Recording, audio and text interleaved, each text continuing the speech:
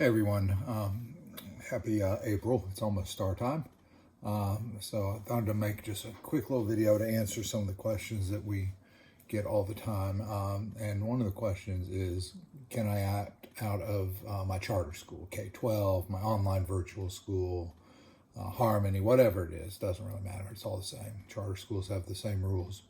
And the answer to that question is yes. You can't opt out. You are the parent. You get to decide, does your kid take the STAAR or not. It's that simple. That's just a matter of being a parent. Same thing we say to the public schools. You get to decide. There's no STAAR police. There's nothing they can do to come and physically force your child to take STAAR. They may or may not cooperate with you. You may have to prepare your child to refuse. You may have to prepare them to submit blank answer sheets. You may have to, keep them home some days. You may have to go and have some very serious discussions with the school about they are not to try and force your child to take it. But the bottom line is you are the parent. You have control over your child. And, well, hopefully we have control of our children. We all know how that goes sometimes. But you're in control. They're not going to send the police. They're not going to call CPS. That's ludicrous. I mean, we've heard crazy threats, but none of that happens. They'll just submit a blank score sheet, or they'll mark a kid absent depending on the circumstances. So yeah, of course you can opt out, start a charter school. The real question is, well, what happens if I opt out of STAAR at my charter school? That's a little bit different question, because when you choose to go to a charter school, you essentially contract away a number of your rights that you have at your home campus. You have a right to a free public education in Texas, and that's delivered to you in your home district at your assigned campus. And if you're enrolled there, then that school has very little option other than to admit your child, educate your child, and pursuant to the rules and policies of the school, graduate your child at the end of their time. They have to follow their procedures. If you opt out, they may not like it. But what can they do? They can't kick you out. Charter schools are different. Charter schools are actually set up to destroy the public schools. They're set up to allow groups to gather a selected student body of students whose parents are active enough to want to put them into charter schools. In many cases, because they don't have transportation, who are affluent enough to get their children to school, even over extended distances, such that if they locate themselves in a fairly affluent level of town, and they have students that are interested in areas that traditionally are lower performing economically, they can count on the fact that that parent has a certain investment in their child's education, which is a good indicator on the student's potential performance. So, charter schools were set up, number one, as a way to funnel money to the political friends of our, heroes in the state legislature. But number two is a way to, quote unquote, prove the superiority of this private wealth transfer, corporate welfare educational system to traditional public schools. And so they allow these schools to gather their selected student body. They allow them to disenroll students for, basically looking at somebody the wrong way. So if STAAR is coming up and you've got a student you don't think is going to do well, you can just hit them with a discipline and disenroll them and send them back to his local campus. They allow them to,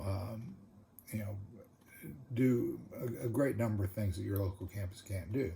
But at the end of the day, if they're really upset about you not taking STAAR, they can either disenroll you, or they can refuse to re-enroll you for the next semester. And that's even, perhaps more possible when you are in a virtual setting where they can, lock you out of access to your assignments.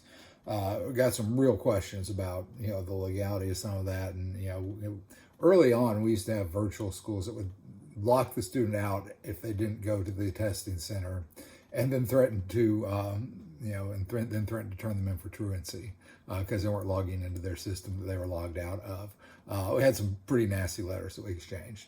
And I don't know that really goes on anymore. But disenrollment can happen. I will tell you in the group, we get, every year some charter school parents opt out. Every year some charter schools parents say, hey, they were cool with it, and my kid's going back the next year. And by the way, all this I'm saying about charter schools, this applies if you go to a magnet program, if you're a transfer student in a traditional public school, you've given up your rights. You've given up a substantial amount of your rights. You've given up more if you're a charter school, don't get me wrong. But even in a transfer setting, you have given up a certain percentage of your rights. But, and this is the key thing, it does not keep you from opting out of STAAR. What it does is it allows you to make a decision. Either you care so much about your charter school that you don't mind all the bad things that STAAR does to the state of Texas and other kids. So it's better for your kid just stay in his charter school. So I'm going to take the STAAR and F all the other kids. That's your choice. You can do that. But you are making that statement. Whether you don't want me to tell you that, but that is exactly the statement you make. My kid and his school setting is way more important than, the fact that STAAR is used to, abuse Title I kids, to disproportionately ruin the education of special education ELL students, to disenfranchise hundreds of thousands of voters across the state when we take over their school district based on STAAR. My kid likes charter school. I like his charter school. That's your choice. But it is the choice you're making, because ultimately, at the end of the day, you can tell your kid, we're not doing it. And you can tell the charter school, we're not doing it. And we want to stay and we like you guys, but not at the expense of enabling a system, at the expense of being complicit with a system that is killing public education, that is damaging kids, the most vulnerable learners in our state, being damaged disproportionately by STAAR. And you're a part of it every time your kid goes in there and gives its best effort on the STAAR.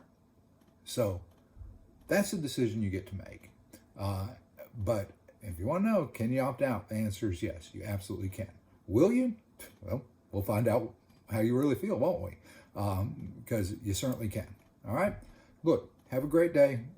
I appreciate the fact that it's a tough decision, but at the end of the day, if it's too much to say, I don't really want to fight STAAR that way, there's other groups that will sympathize with you. This isn't one of them. All right?